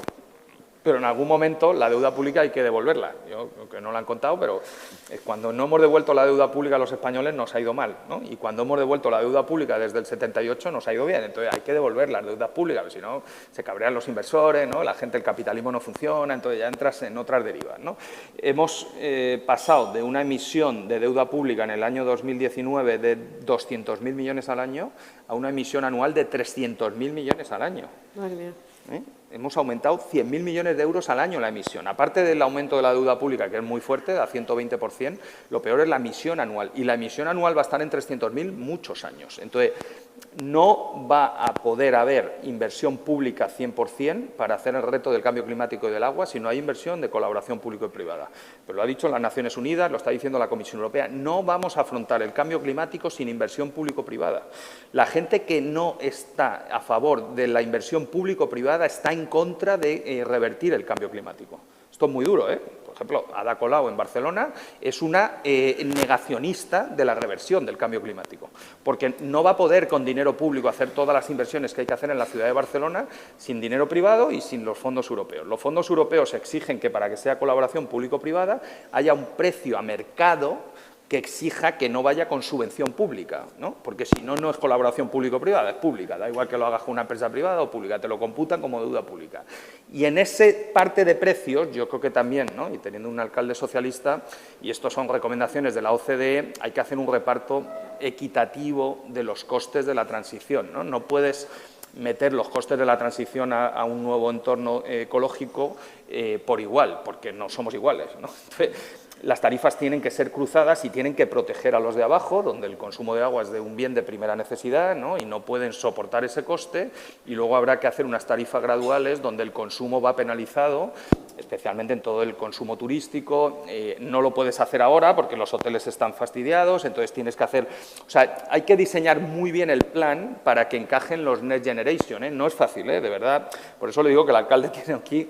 Trajimos a la responsable de agua de San Francisco a un foro de economía del agua, una chica fantástica, nos contó todo el proceso, que yo creo que te lo voy a pasar, cómo el alcalde de la ciudad lidera en persona el proceso, se presenta a unas elecciones con el plan, le dice a la gente cómo están en una situación traumática, siguen igual, ahora hay un proceso de agua y de desertificación, la sequía este año es durísima en California, ¿no? Entonces, y cómo hay que transformar el modelo de la ciudad y el modelo sobre todo agrícola, tenían un problema con el consumo de regadío, para liberar agua para el consumo humano, que era la prioridad, ¿no? Y cómo hacen todo el plan de infraestructuras, cómo hacen la revisión de las tarifas, cómo hacen esta revisión de tarifas cruzadas para que la sociedad y los votantes lo acepten, porque volvió a ganar las siguientes elecciones, lo cual, ¿no?, es una señal de que lo hizo bien. O sea que es un proceso complejo. Yo lo que ayudaría, yo creo, y es un poco el mensaje que yo he mandado y un poco por donde vais vosotros, es que la gente entienda que ese proceso va a ir asociado a generación de empleo y a buenos salarios. El sector del agua en España genera 55.000 empleos y paga salarios el triple del salario medio. Bueno, aquí tenemos el ejemplo de Malsa, que tiene 300 Lo trabajadores, dejo ahí, ¿no? ¿no? Sí. Así es. Y una plantilla muy estable, con salarios efectivamente muy de sector industrial, no de sector servicios, o sea, por encima de la media el salario en Canarias. ¿Esa plantilla está preparada también para afrontar ese proceso de digitalización del que estaba hablando José Carlos Díez?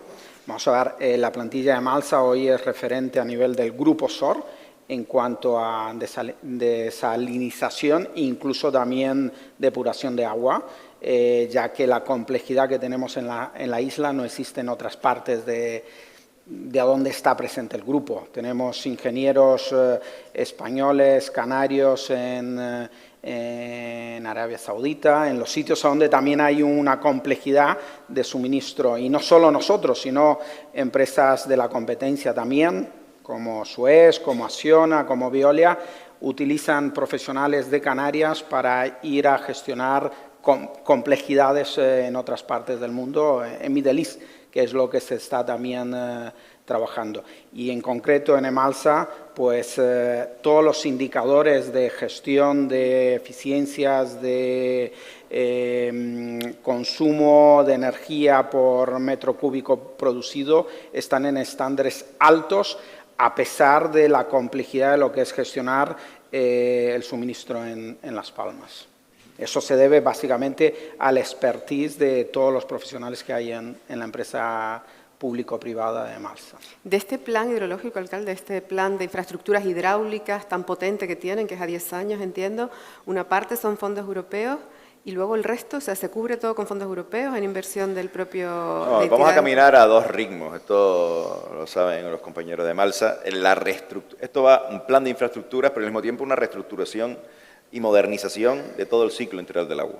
Y esto supone modificaciones de reglamentos, ordenanzas, para hacer cosas como la que está hablando José Carlos, es decir, el balancear el sistema tarifario de tal manera que sepamos, primero, que estamos en una situación de crisis importante, pero que al final una tasa tiene que sostener el coste del servicio, pero al mismo tiempo que el que contamina paga, al mismo tiempo que el que consiga ahorrar pues puede tener beneficios en este sentido. Y saber, ya digo, reitero, que estamos en un momento de crisis importante en la que no podemos soportar sobre el grueso de la ciudadanía y sobre las personas con peores rentas este tipo de esfuerzo, ¿no?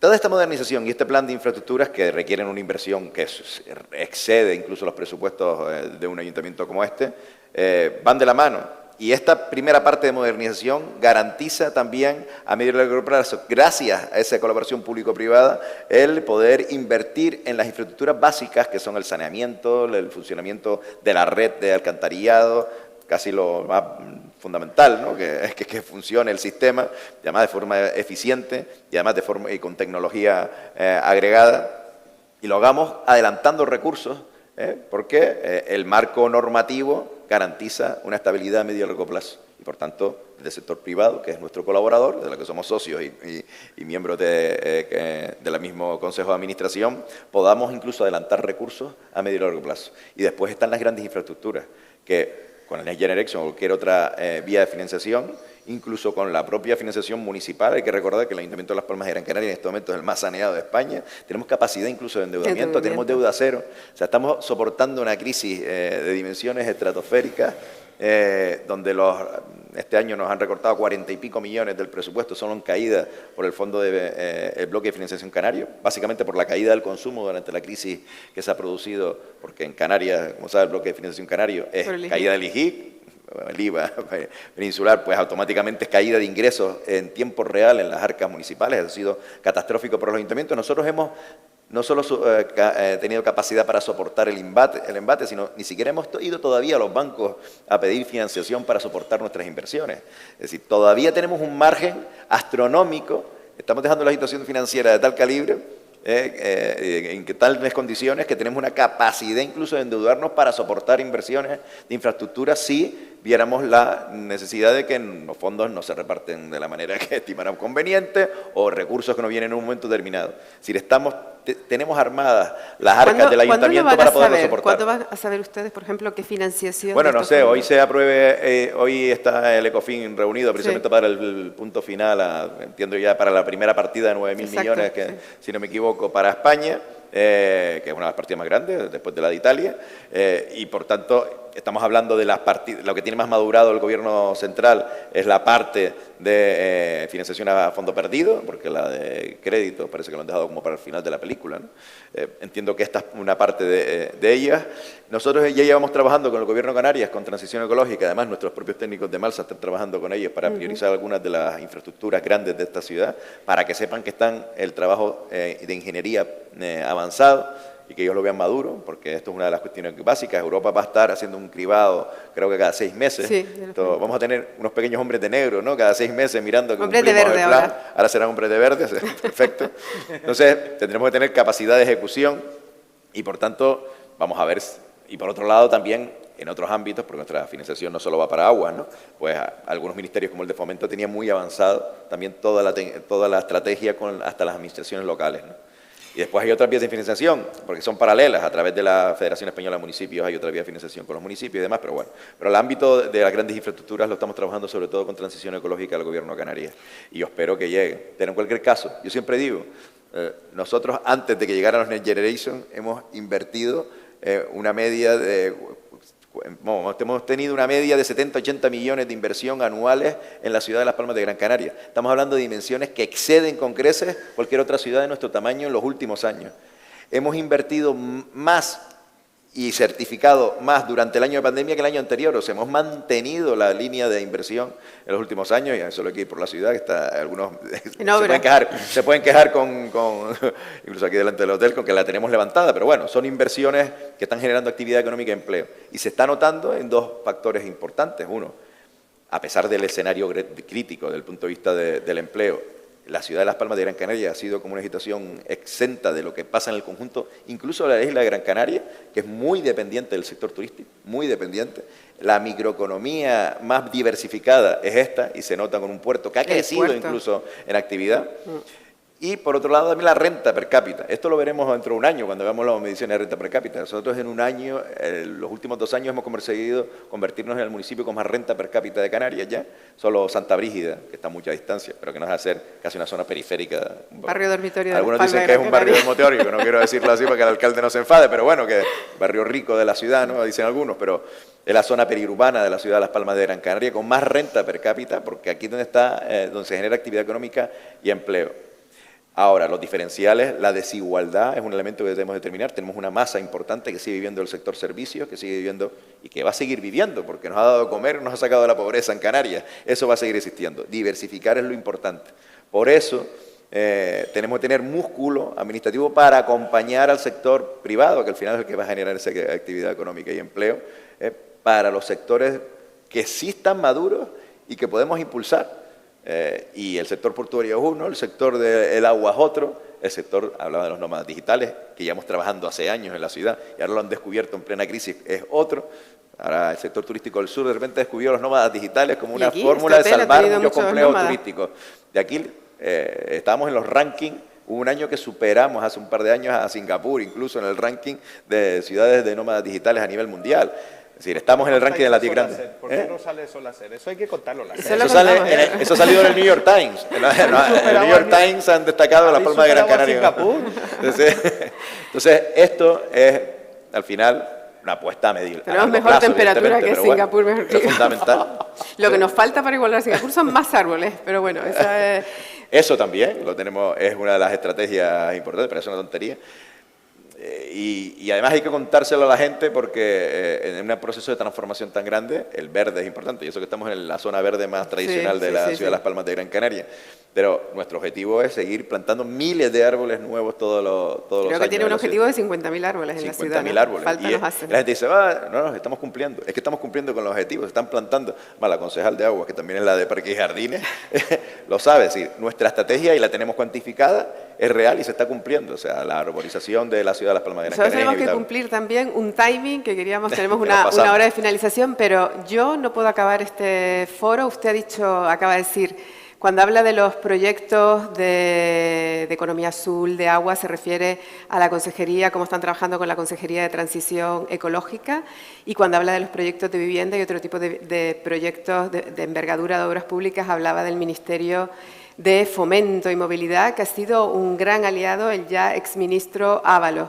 ¿Cómo le va a afectar o cómo ha visto la salida del ministro? Un ministro que trabajó bastante bien con las instituciones canarias, y eso que entró con mal pie, con el descuento residente, que se montó un follón tremendo con él, pero luego ha sido un interlocutor, la información que tenemos nosotros, ¿no?, bastante útil y bastante aliado de las instituciones canarias. Ahora hay que volver a empezar de cero en el Ministerio de... No, porque nosotros llevamos un trabajo inmenso con todo el staff de segunda y tercera fila, que al final es el Ejecutivo.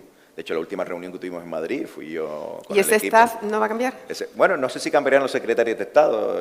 Bueno, si cambian los secretarios de Estado, las direcciones generales, hasta los jefes de negociado, pues entonces tendremos un problema. Pero quiero creer que seguirán la estructura básica. De otras cosas, porque no creo que la nueva ministra haga sobre todo en el momento en que tiene que incorporar el ministerio que más recursos va a gestionar, sin duda. Y con este staff con el que hemos estado trabajando, tanto en el ámbito de vivienda como en el de movilidad, porque son los dos ámbitos. A la ministra, por relación de Fíjate, de hecho el responsable de vivienda, la Dirección General de Infraestructura, siguen siendo los mismos de antes, ni siquiera Ábalos los cambió. Y nos conocían también, que estaban encantados con nosotros. Nosotros cada vez que íbamos a Madrid, le presentamos los proyectos de vivienda, le presentamos los proyectos ya en construcción antes de que nos transfirieran los recursos.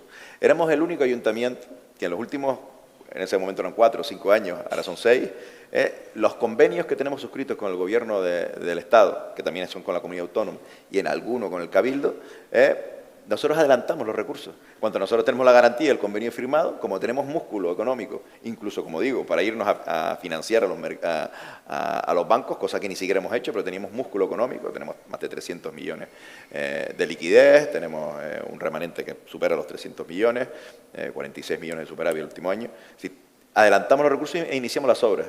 Cuando ellos nos transfieren los recursos, los edificios están levantados. Eso no pasa en ningún lado. Bueno, nos ponían el ejemplo duro de un caso de las chumberas en la laguna. Digo, mirando ahora, como había salido mucho Pepe hoy con la laguna, pero era como la antítesis, que estaba aquí al lado, que se habían gastado, creo, 20 y pico millones y ni siquiera había empezado a moverse. Gracias a Dios ya empieza la obra, ¿no?, para beneficio de los habitantes de la laguna y de Tenerife, sin lugar a dudas. Pero nosotros habíamos levantado y tirado un barrio entero, como era Tamaraceite. Con 200 personas, 200 familias están viviendo en sus casas, ya, con casas que no existían antes de que nosotros llegáramos, y antes de que nos llegaran los fondos del Estado. Hombre, esto es un ejercicio de confianza entre las administraciones. Si no llegan los recursos, bueno, tendríamos que ir a los tribunales, pero bueno, entiendo que un convenio firmado con el Estado se va a cumplir, pero nosotros tenemos el músculo financiero para poderlo adelantar. Eso no se hace habitualmente por las administraciones locales. También ese ejercicio nos pasó con la Metro Guagua. Cuando nosotros fuimos a pedir, en aquel momento, no eran los Next Generation, pero era, ¿cómo se llamaba? El plan... Green Deal. Sí, y era una financiación, era, oiga, no, y a usted no le vamos a dar fondos a fondo perdido ya. Usted va a un proceso de financiación donde usted aporta, se la juega como nosotros, y la financiación y me devuelve el dinero a través del Banco Europeo de Inversiones. Cuando fuimos al Banco Europeo de Inversiones y le presentamos el proyecto de la Metro Guagua, que lo firmé además con el que sería después ministro de Economía, que era el vicepresidente del Banco Europeo de Inversiones, después el ministro más corto de Economía de la historia, el último ministro de Economía de Rajoy, se asombraban. Era el primer proyecto del país que se estaba firmando. Y ellos acostumbrados a financiar proyectos de miles de millones, este era de 50 millones, pero bueno, para nuestro tamaño era tremendo, porque no estaban acostumbrados a que una administración local fuera a Europa viva, que le diera un dinero al fondo perdido. Ya que yo me lo quiero gastar, no, vamos a financiarlo porque tenemos garantías de que este es un proyecto solvente. Y tenías que dar unas garantías tremendas y hay un plan de ejecución donde se garantía porque se devuelve el dinero. Es decir, esto es un crédito, es una línea de crédito. Entonces, no había cultura de esto. Nosotros lo hicimos y el proyecto como anda y se va supervisando y funciona, ¿no? Con esto, con 1000 proyectos que se pueden llevar a cabo, ¿no? De hecho, se nos puso como ejemplo en la Unión Europea de este tipo de iniciativas. Por tanto, es quitarse el miedo. Lo que pasa es que siempre todo conlleva una buena gestión de los recursos económicos, o sea, una buena gestión financiera. Eso es la base de todo. Todo responsable político le encanta gastar. Y eso algo de izquierda, de derecha, del partido, o sea, a todos les encanta gastar. Esto queda genial, ¿eh? Pero si no tienes un sustento económico, si no quieres romper la caja y dejar una deuda histórica que lleva a la ruina a la sociedad a la que estás intentando cambiar, tienes que tener una solvencia económica para que cuando vayas al sector privado, invierta, para cuando vayas al sector público, invierta, cuando vayas al extranjero, invierta. Es como una empresa, al final. Bueno, es que lo que nombraba del Banco Europeo de Inversiones, el sector privado también fue ejemplar. En la anterior crisis se recurrió mucho al Banco Europeo de Inversiones para rehabilitación hotelera y gracias a esa aportación financiera se pudo acometer. Yo lo que veo es que usted es un hombre muy confiado y con suerte, porque eso de que los convenios firmados con el Estado siempre se cumplen no es cierto. Y en Canarias tenemos el ejemplo del convenio de carreteras que hubo que recurrir a los tribunales. Y se ganó. Sí, bueno. Pero que hubo que recurrir a los tribunales con un convenio firmado entre una comunidad autónoma del Estado. Y menos mal que le dio la razón a la comunidad autónoma, porque si hubiera sido una indefensión. Si el Estado puede, por una situación de crisis, deshacerse de sus compromisos firmados, sus contratos, entonces no estamos en un Estado de Derecho. Entonces, la garantía de la relación entre contratantes se acaba. Es decir, y esto es lo mínimo para una seguridad jurídica y, por tanto, financiera. Hubiera sido catastrófico incluso para España, que le hubieran dado la razón diciendo que yo llevo una crisis y todo lo que he firmado no tiene sentido. Ya no tengo que transferir unos recursos que me he comprometido. Eso no. Entonces, los tribunales internacionales, los tribunales españoles dejarían de existir. Esto hubiera sido catastrófico. Yo digo que hubiera sido peor noticia para España que para Canarias. Pero bueno, es una muestra de que podemos confiar. Y ya, por último, y cerramos. Usted, 2 años le quedan de mandato. Además, esto parece indicar, o algunos creemos que tiene aspiraciones a ser candidato al cabeza de lista al Cabildo Insular de Gran Canaria. ¿Le preocupa que todo esto que ha puesto en marcha, todo este diseño de ciudad, no siga adelante, o esto está tan bien armado que esté o no esté usted en la alcaldía ya es imparable? Esta es la pregunta más sutil para sacarme lo de si me presento, ¿no? Si respondo la segunda, es que te estoy respondiendo la primera, ¿no? Pero bueno, te voy a responder primero a lo primero. Quedan 2 años. En 2 años, fíjense, si no, que se lo digan a muchos que están en el gobierno de la nación en este momento, antes de ayer. Cómo cambian las cosas en 24 horas, ¿no? En 2, en 3 horas. Por tanto, tengo un proyecto a 2 años todavía, que eso es mucho, mucho en política y en la vida. Y con respecto a lo otro, yo desde el minuto 1 que empecé el minuto 1 de llegar al gobierno, saben que los que trabajan conmigo saben que imprimí mucha presión. Yo tenía una experiencia de gobierno, al final la experiencia es importante como todo en la vida, y sabía que si no gestionaba, si no era capaz de armar los proyectos estratégicos al principio del mandato, a los 4 años era imposible explicarle a la gente que estamos en un proceso de transformación global. Pues bien, esa filosofía no es una filosofía ligada a Augusto Hidalgo, es un proyecto de modificación estructural de la ciudad, que desde mi punto de vista ya es imparable. Yo estoy convencido de eso, es imparable, independientemente del color político que venga detrás. Yo voy a bregar, a pelear porque el color político que venga detrás cuando yo me vaya a la alcaldía sea el del Partido Socialista, evidentemente, porque hemos demostrado que la izquierda también sabe gobernar, que la izquierda baja impuestos y no lo sube, y además es capaz de gestionar los recursos públicos y hacerlo de forma eficiente y profesional. Y con gente válida alrededor, porque yo siempre me intento rodear de un equipo muy profesional, responsables políticas y tal, pero meto muchos profesionales a mi alrededor para poderlo hacer. Y por tanto, esto es un camino a medio y largo plazo, desde luego a larguísimo plazo para la ciudad, que te supera a ti. O sea, yo en eso estoy tranquilo, lo digo con sinceridad. Yo soy de esas personas que cada vez que he ido yéndome de una responsabilidad mía, no he sido de los, espero no ser en el futuro, porque todo puede cambiar, pero no he sido de los que he vuelto para atrás a decirle, qué mal lo estás haciendo al que venga atrás, cometerán los detrás, los errores o no que cometa yo. Yo siempre espero que me mejoren, siempre espero que los que vengan detrás mío sean mejores que yo. Pero, reitero, el trabajo que hemos hecho de tal intensidad, de tal profundidad, que yo creo que es imposible de parar. Y esta ciudad, todo puede caer una bomba atómica, puede caer una catástrofe, un terremoto, todo es susceptible de cambiar. Alcalde. Pero dentro de que todo es susceptible de cambiar y toda catástrofe puede ocurrir en el mejor de los momentos, es verdad que estamos en un proceso que trasciende incluso este gobierno. Y eso yo creo que debemos sentirnos orgullosos. Pues muchísimas gracias por habernos acompañado, por sacar este tiempo de la agenda pública para compartirlo con todos los invitados que hemos tenido hoy siguiéndonos aquí en este Salón Palmeras de este rehabilitado Hotel Santa Catalina y los que nos están siguiendo por streaming, a los que también les agradezco que hayan estado aquí. A Rogeiro, darle las gracias porque abrirnos las puertas de Malsa, por transparentar la gestión que hace una empresa pública tan importante, una empresa participada, pero que, bueno, que gestiona un bien público tan esencial, tan imprescindible y tan valioso como es el agua en el planeta y especialmente para los canarios. Y a José Carlos, a ver si le saco el compromiso de que vuelva a analizar con nosotros que se puede vivir y que Canarias debe trascender y atreverse a ir más allá de ese binomio turismo-construcción, que por supuesto va a tener un peso importante siempre en el PIB de nuestra economía, pero que hay que abrir huequito, ¿verdad? Y paréntesis, a otras iniciativas tecnológicas y de todo tipo y que hay que apostar por esas nuevas empresas con más tecnología, porque si no, esto no salimos de esos indicadores sociales de los que me alegró mucho, la verdad, que los introdujeras en tu intervención. Yo llevo las palmas en mi corazoncito, así que solo tenéis que gritar, ¿eh? Me mandáis una señal y yo vengo Pues rápido. cogida la palabra. Y a todos ustedes, que se cuiden mucho, que saben que estamos con una quinta ola, con una cepa muy contagiosa, que estamos todos deseando quitarnos la mascarilla, que hasta el propio presidente del Gobierno nos invitó y nos posibilitó el quitárnosla, pero de verdad extremen las precauciones para salir de esto cuanto antes. Y feliz verano a todos.